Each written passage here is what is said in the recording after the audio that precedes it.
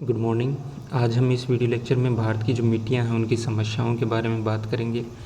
भारत की जो मिट्टियाँ हैं उनकी कई समस्याएं हैं, जैसे यहाँ पर मृदा अपरदन है, मृदा अवक्रमण है, जो लवणीयता और क्षारीयता है वो है, मरुस्थलीकरण है, जलाक्रांता की समस्या है, बंजर भूमि की समस्या है और जो मृदाएँ हैं उसका अतिदोहन भी हम लोग करते हैं कृषि के भी द्वारा और पशुपालन के द्वारा भी। तो ये सारी जो मृदा की समस्याएं हैं उनका हम अध्ययन करेंगे। सबसे पहले हम जब मृदा अपरदन या मृदा अवक्रमण पढ़ते हैं तो दो जो ये शब्द हैं उनमें बेसिक डिफरेंस हम देखते हैं। दूसरा शब्द है मृदा अवक्रमण। तो सबसे पहले हम बात करें मृदा अपरदन की, तो जो मृदा की ऊपरी परत है या ऊपरी सतह है उसका हट जाना क्या कहलाता है? मृदा अपरदन कहलाता है। जबकि मृदा अवक्रमण क्या होता है? मृदा की जो गुणवत्ता है, मिट्टी की जो गुणवत्ता है उस गुणवत्ता में कमी आना क्या कहलाएगा? मृदा अवक्रमण कहलाएगा। मृदा की गुणवत्ता में कमी आना क्या कहलाएगा? मृदा अवक्रमण। अब वो मृदा की गुणवत्ता में कमी मृदा अपरदन के कारण भी आ सकती है, वो जलाक्रांता के कारण भी आ सकती है, वो उसमें लवणीयता और क्षारीयता के कारण भी आ सकती है। तो हम कह सकते हैं कि जो मृदा अवक्रमण है, सॉइल डिग्रेडेशन है, वो एक ब्रॉड कॉन्सेप्ट है और मृदा अपरदन, सॉइल इरोजन है, वो उसका ही एक पार्ट है या उसका एक हम कह सकते हैं कारण है। किसका? मृदा अवक्रमण का। तो ये इनमें बेसिक डिफरेंस है, ये आपको याद रखना है। अब हम भारतीय मृदाओं के अपरदन की अगर बात करें तो ये जो अपरदन है ये मुख्यतः दो कारकों द्वारा होता है, जल के द्वारा और वायु के द्वारा। सबसे पहले हम जल के अपरदन की बात करें तो जो जल द्वारा अपरदन होता है उसके कई रूप होते हैं। हम उन रूपों की बात करें तो सबसे पहला है चादरी अपरदन या परत अपरदन, शीट इरोजन।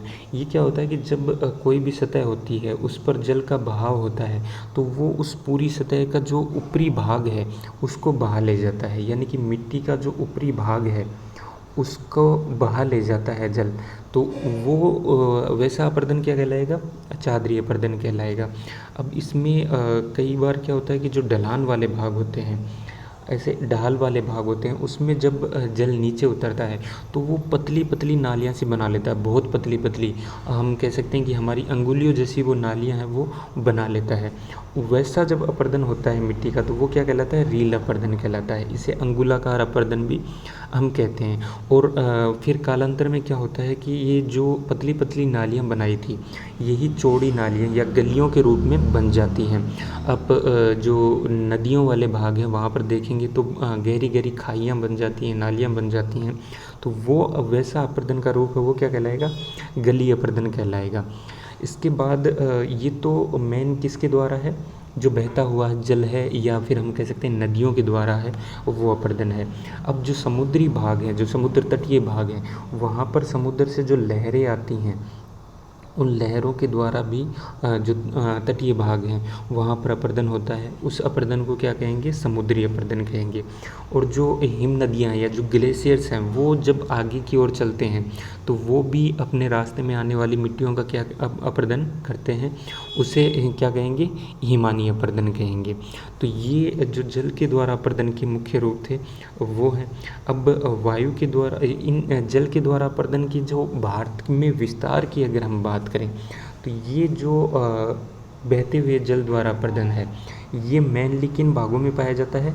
जहाँ पर नदियाँ प्रमुख रूप से पाई जाती हैं। नदियाँ प्लस ढाल वाला भाग प्लस कमज़ोर चट्टानें, ये ऐसी दशाएं जहाँ पर होती हैं वहाँ पर ये जो जल अपरदन है या अपवाहित होता हुआ जल है वो ज़्यादा अपरदन करता है।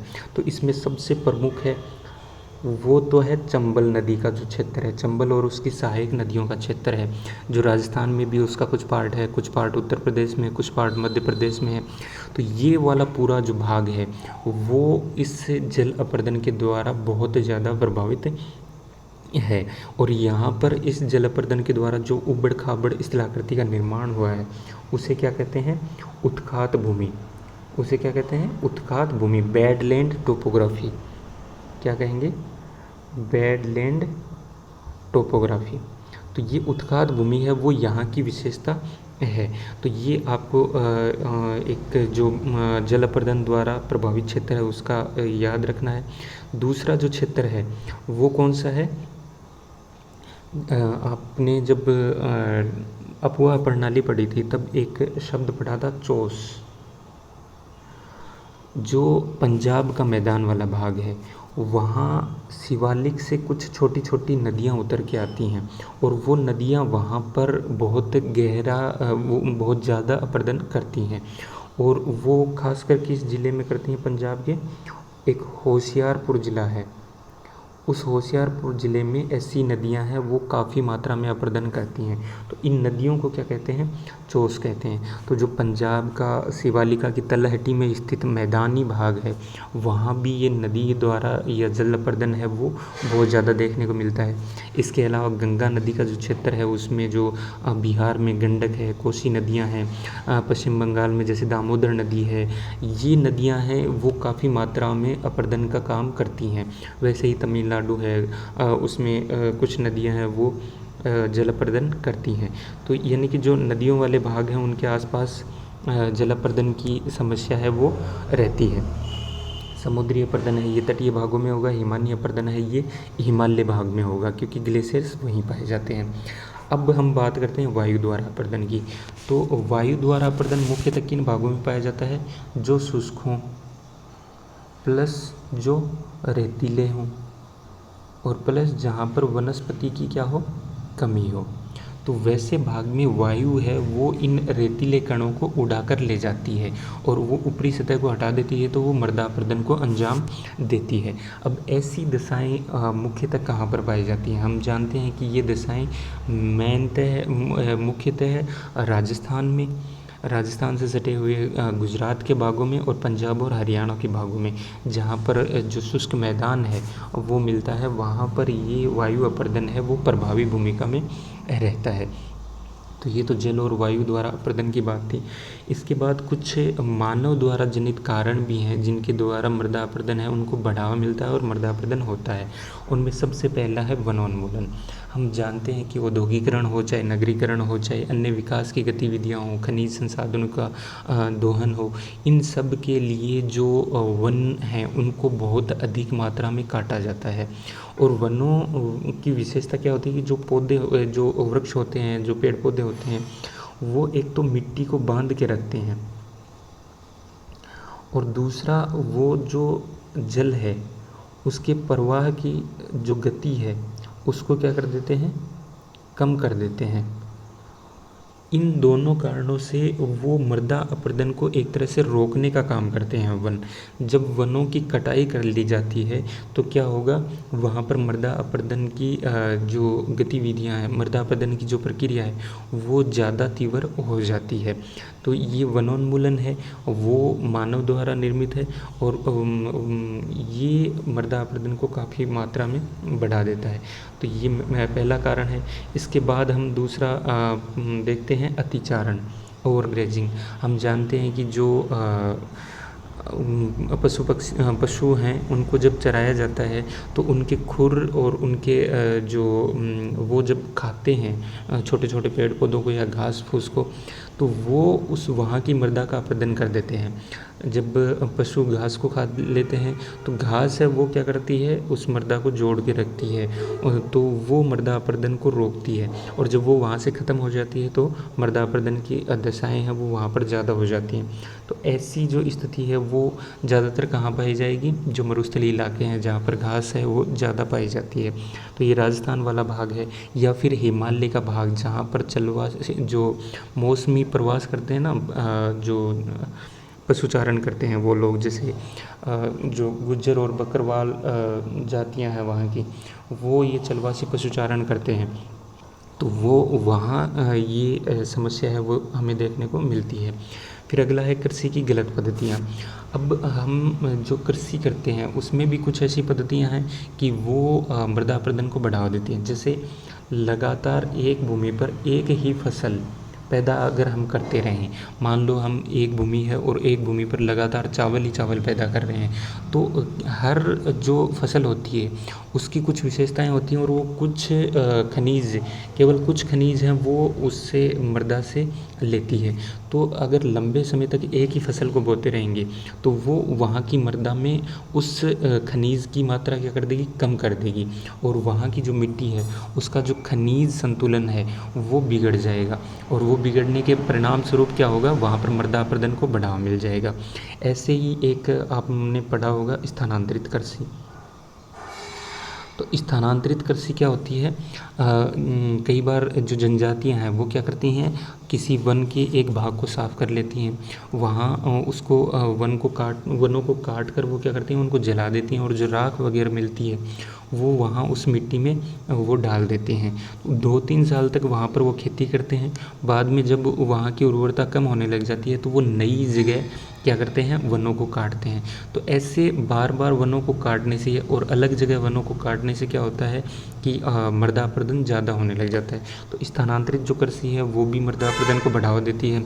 इसके अलावा हम देखते हैं कि कई बार ज़्यादा मात्रा में हम उर्वर है या फिर जो डीएपी वगैरह, यूरिया वगैरह हम डालते हैं, उसके द्वारा भी कई बार खनिज का इम्बैलेंस है मृदा के अंदर वो हो जाता है। तो ये सारी की सारी प्रक्रियाएं हैं वो मृदा अपरदन को बढ़ावा देती हैं। इसके बाद जैसे कोई ढलान वाला भाग है, मान लो कोई ढलान वाला भाग है, यहाँ पर अब अगर खेती करते हैं तो इस ढलान के अकॉर्डिंग ही अगर हमने बुआई कर दी तो ये जल के प्रवाह को रोकेगा नहीं, लेकिन अगर इसके लंबवत हमने बुआई की है तो ये जल के प्रवाह को रोक लेगा। तो ऐसी पद्धतियाँ, ऐसी जो बुआई है अगर हम ढलान के अकॉर्डिंग कर देंगे तो वहाँ पर जल अपरदन है वो ज़्यादा हो जाएगा, अगर हम उसके लंबवत कर देंगे तो वो कम हो जाएगा। इसे ही क्या कहते हैं, कंटूर फार्मिंग। तो ये ऐसी पद्धतियाँ जो हैं वो भी मृदा अपरदन को बढ़ावा देती हैं। इसके बाद हम बात करते हैं मृदा की लवणीयता एवं क्षारीयता की। तो ये हमने मृदा का जो वर्गीकरण पढ़ा था तो उसमें भी एक पढ़ा था कि लवणीय और क्षारीय मृदा। अब ये भारतीय मृदाओं की एक मुख्य समस्या है। इसमें क्या है कि जहाँ पर ज़्यादा सिंचाई होती है या जहाँ पर नहरी सिंचाई आई है वहाँ पर क्या होता है कि जो लवण हैं वो लवण ऊपरी मृदा में जमा हो जाते हैं और उसके कारण मृदा में जो खनिज संतुलन है वो बढ़ जाता है और मृदा है वो एक तरह से उर्वर नहीं रह पाती है। और ये जो लवणीयता है, जो सेलिनिटी है, वो किस कारण होती है कि सोडियम मैग्नीशियम और कैल्शियम, इनके जो क्लोराइड और सल्फेट होते हैं वो जब मृदा की ऊपरी सतह में ज़्यादा एकत्रित हो जाते हैं तो वो क्या कहलाती है, लवणीय मृदा कहलाती है। जबकि अगर सोडियम के कार्बोनेट अगर ऊपरी मृदा में ज़्यादा हो जाते हैं तो वो मृदा की क्षारीयता कहलाती है। तो ये आपको इसमें जो बेसिक डिफरेंस है वो याद रखना है। मृदा की लवणीयता और क्षारीयता उन क्षेत्रों में ज़्यादा पाई जाएगी जहाँ पर नहरी सिंचाई ज़्यादा की जा रही है, जैसे राजस्थान के गंगानगर हनुमानगढ़ में, पंजाब और हरियाणा में, पश्चिमी उत्तर प्रदेश है वो इस समस्या से सबसे ज़्यादा पीड़ित है। कौन सा क्षेत्र, पश्चिमी उत्तर प्रदेश। तो ये हमें याद रखना है। और इस समस्या का जो उपचार है वो एक तो ये है कि बेहतर ड्रेनेज सिस्टम है वो हम लागू करें, सिंचाई की उपयुक्त यानी कि पर्याप्त मात्रा में ही जल होने दें, ज़्यादा मात्रा में जल हम फसलों को ना दें। इसके अलावा सबसे इम्पोर्टेंट है कि ऐसी जो समस्या से पीड़ित जो भूमि है उसमें हम जिप्सम की अगर मिलावट करेंगे तो उससे हमें मृदा की लवणीयता और क्षारीयता से निपटने में सहायता मिलती है। तो जिप्सम है वो लवणीयता और क्षारीयता के लिए उपचार का काम करती है, ये याद रखना है। इसके बाद एक समस्या है मरुस्थलीकरण की। तो एक शब्द है मरुस्थल और एक शब्द है मरुस्थलीकरण। मरुस्थल क्या होता है, ऐसी दशाएं जहाँ पर जो वनस्पतियाँ हैं या जो जैविक पदार्थ हैं उनके लिए दशाएं अनुकूल ना हो, वो तो क्या कहलाता है, मरुस्थल। और ऐसी दशाएं उस मरुस्थल के बाहर अगर फैल रही हैं तो वो प्रक्रिया क्या कहलाएगी, मरुस्थलीकरण कहलाएगी। और ऐसी दशाएं हम जानते हैं कहाँ हैं, राजस्थान और उसके आसपास के जो राज्य हैं जैसे पंजाब है, हरियाणा है या गुजरात है, उसमें, और पूर्वी राजस्थान में। पश्चिमी राजस्थान तो पूरा मरुस्थल है ही, और अरावली का जो पूर्वी भाग है उसमें अगर मरुस्थल का विस्तार हो रहा है, या फिर पंजाब हरियाणा में मरुस्थल का विस्तार हो रहा है, या फिर गुजरात में मरुस्थल का विस्तार हो रहा है, तो वो प्रक्रिया क्या कहलाएगी? मरुस्थलीकरण कहलाएगी। तो ये भी एक जो भारत है उसकी समस्या है। कहाँ? उत्तर पश्चिमी जो भारत है उसमें। इसके बाद एक आता है जलाक्रांता। जो नहरी सिंचाई वाले भाग हैं वहाँ पर अधिक सिंचाई के कारण क्या होता है कि जो मिट्टियों में रंध्र होते हैं, जो मिट्टियों में सुराख होते हैं, वो पूरी तरह जल से भर जाते हैं, और पूरी तरह जल से भर जाने के कारण उनकी जो ऑक्सीजन है वो कम हो जाती है, क्योंकि ऑक्सीजन उन्हीं रंध्रों में रहती है। तो वो और दूसरा है उसका जो वाटर लेवल है, जो जल स्तर है वो ऊपर आ जाता है। तो इस कारण वो एक तरह से फसलों के लिए या वनस्पतियों के लिए पूरी तरह से बंजर सी हो जाती है। तो ये जलाक्रांता की जो समस्या है वो भी काफ़ी इम्पोर्टेंट है जो नहरी सिंचाई वाले क्षेत्र हैं वहाँ पर, और यही मृदा की लवणीयता और क्षारीयता का कारण है। तो ये जलाक्रांता की समस्या भी नहरी सिंचाई की है। तो ये कुछ समस्याएं थी जो भारत की मृदाएं फ़िलहाल फेस कर रही हैं। अब इसके परिणाम क्या क्या होते हैं? इन सारों के परिणाम की अगर हम एक साथ बात करें तो इनके परिणाम क्या क्या होंगे वो हम देखें तो जैसे एक तो जो मिट्टी है वो क्या हो जाती है? अनुर्वर हो जाती है, यानी कि वो उपजाऊ नहीं रह पाती। मिट्टी है वो उपजाऊ नहीं रह पाती है, अनुपजाऊ वो हो जाती है। उसके बाद है कि जो मृदा की नमी है या जो जल स्तर है वो गिर जाता है। क्यों गिर जाता है? क्योंकि जैसे मान लो वनस्पति नहीं रही किसी मृदा पे, तो वहाँ जल प्रवाह है वो हो जाएगा, वो वहाँ पर रोक नहीं पाएंगी वनस्पतियाँ उसको, तो नीचे की तरफ जो रिसाव है मिट्टी में वो भी नहीं हो पाएगा। इसके अलावा जो भूस्खलन जैसी समस्याएं हैं वो भी इस मृदा अपरदन से बहुत ज़्यादा होने लग जाती है। इसके अलावा बाढ़ की समस्या है, सूखे की समस्या है वो भी ज़्यादा बढ़ जाती है। जो भूमिगत जल स्तर है वो नीचे चला ही जाता है। प्राकृतिक वनस्पति है वो कम हो जाती है, मरुस्थलीकरण को बढ़ावा मिलने लग जाता है। इसके अलावा जो एक तरह से नदियाँ और नहरें हैं उनका जो तल है उसमें भी अवसादों की या गाद की मात्रा है वो ज़्यादा जम जाती है, जिस कारण वहाँ पर बाढ़ की समस्या है वो और ज़्यादा गहरी हो जाती है। इसके अलावा जो हमारी अर्थव्यवस्था है, जो सामाजिक स्तर है उसमें भी गिरावट आती है, क्योंकि ये सारी समस्याएं हैं वो कृषि को और कृषि से संबंधित गतिविधियों को प्रभावित करती हैं। तो ये हमारी मृदाओं की समस्याएं और उनके कुछ प्रभाव थे। अब इसमें एक टॉपिक आता है मृदा संरक्षण का। तो जो मृदा संरक्षण है वो आप जो यूट्यूब चैनल पे राजस्थान भूगोल की प्लेलिस्ट है उसमें आप जाके देखोगे तो वहाँ पर एक सॉइल कंजर्वेशन नाम से, मृदा संरक्षण नाम से आपको एक वीडियो मिलेगा। उसमें बहुत डिटेल से ये मैंने बताया है। तो जो मृदा संरक्षण है वो आप वहाँ पर पढ़ सकते हो।